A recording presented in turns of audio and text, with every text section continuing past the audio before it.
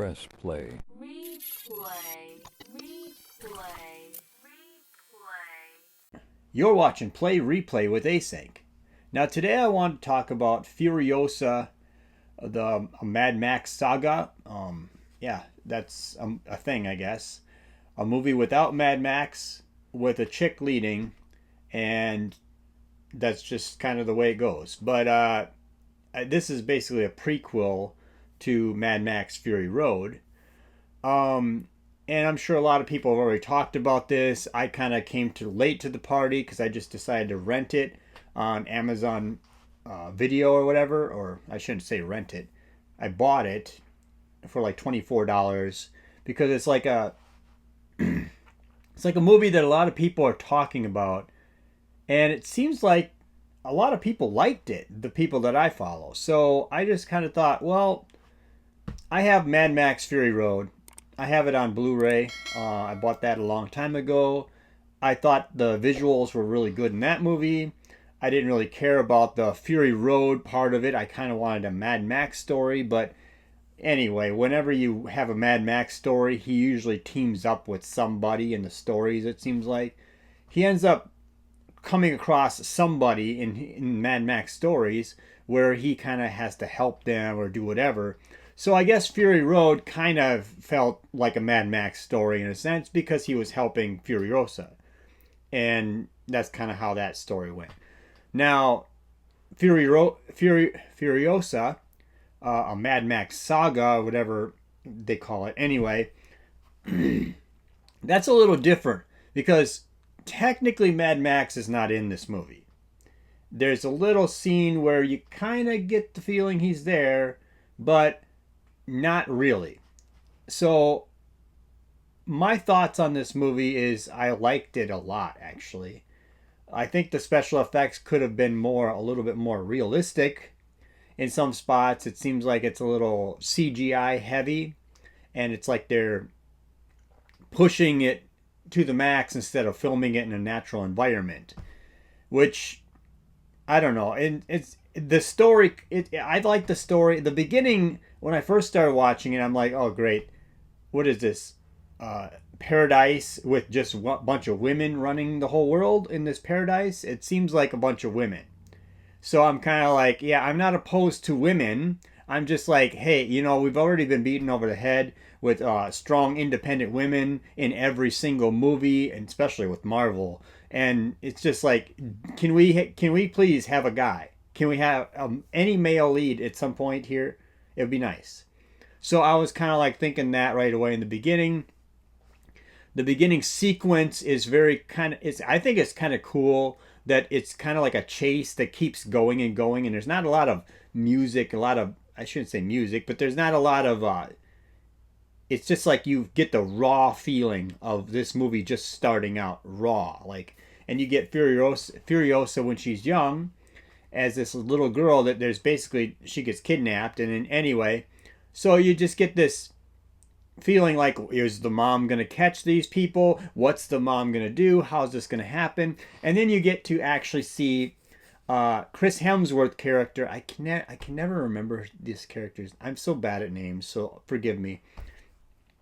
Anyway, Chris Hemsworth's character, and I actually really, really like Chris Hemsworth in this movie. He plays the villain, but he's likable as a villain, but he's still the villain. So it's like I really lost track of. I basically forgot he was Thor in this movie, and I'm like, wow, this character, how he talks, he has like this Australian, like, this high, I don't know how to explain it. His voice, it's just kind of goofy. I don't know how to explain it. It's like a kind of a different type of voice, and then his nose is different even in the way he's portrayed is totally. He's just like a different character. He's not playing Thor again, because I'm so used to seeing him playing Thor and everything, kind of. Which he is a good Thor, but I like to see him play other things because I really do like Chris Hemsworth. I don't think he's a bad guy, really. I don't think he's a bad actor.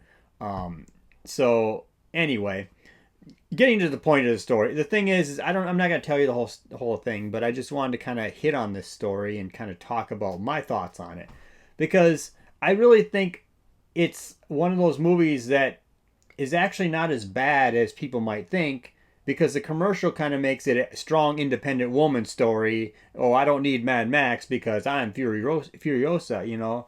And it's really the origin story of Furiosa, which I don't think we really needed, but we got. So that being said, it's what we get. So the story is just kind of cool, I think, and I think it's a little long, but I think there's a lot of cool elements, and it's not really a woke story because she really does get training from a man in the story, and he really kind of takes her under his wing, and he's really the badass in the story, and she kind of just kind of goes along with him, and she kind of takes kind of she's always at his side and kind of deals with, she's kind of learning the hard way, you know. And in the beginning, she's kind of like taken under the wing of actually Chris Hemsworth character, but then later on, there's another guy that comes along, and it's like, so you can't really say this is like a strong independent woman movie, because it's really not. She really does need these guys to get her, to kind of teach her and kind of take her under the wing. Now she does have some over the top moments where it's the strong independent woman type of stuff a little bit, but she doesn't really make it like, it's not really like she's really making the man eat it, like, oh, you know, I'm better than you kind of thing. So and I don't really like it when the chick shaves her hair off all the time or whatever, but whatever anyway. And you know, the wasteland is a crazy place in this story, and you actually get more story about the actual background of the environment, like how the world became like this and how the world is existing in this chaos and this madness in the desert, you know. So you actually get to see how they get their fuel, you get to see how they get their bullets, you get to see them working on cars and how they fix up their cars. You even get to see like some kind of a war that took place in this, which they should have focused a little more on, and where you get to see them using up all their cars and just beating everything down to do all this battle stuff. So it's very cool. I really like the movie, and I just don't know really what really bad to say about it, because I actually did like the movie. And if I like a movie, I'm going to tell you I like the movie. Whether somebody says it's woke or not, I still think it's a good movie. I think it's entertaining, especially with all the garbage that's coming out lately. I think this movie stands on its own, and I think it's a good movie. And I'm sure that somebody hates me for saying it's a good movie because they want it to be woke, but I don't really think it's woke. I like the character, the way she plays it. She really doesn't talk a lot in this story either, so that's kind of interesting. That she kind of emotes everything, or other people talk, or there's other people talking in the room while she's just standing there. It's just kind of interesting how they tell the story. It's almost like a silent story in a lot of ways, but not, because other people are talking. And there's a lot of villains that get killed, and it's kind of cool. And I think even the ending of the movie is actually pretty good. So I don't want to make this super long. I don't want to talk forever about this movie. I just wanted to kind of give my thoughts on it. I mean, I don't know who really cares, but I'm just kind of giving my thoughts on things. This channel is all about me giving my thoughts and kind of playing video games and kind of just doing what I like to do. So I'm just trying to do that with a movie this time. So anyway, tell me what you think about this movie. Tell me if you liked it or if you hated it in the comment section. I don't know what you guys think about it. I don't know. It did bad, but that's because everything else is kind of coming out that's bad. So I think the public is just kind of sick of it, so they don't even go to the movies anymore. But I think it's worth watching anyway. I don't know. I don't think it's like a top 10 movie, but I think it's a good, entertaining film. And I just kind of wish Mad Max was in it a little more, or I wish Mad Max would make an appearance in his own movie at some point. But like, share, and subscribe, and thank you for watching.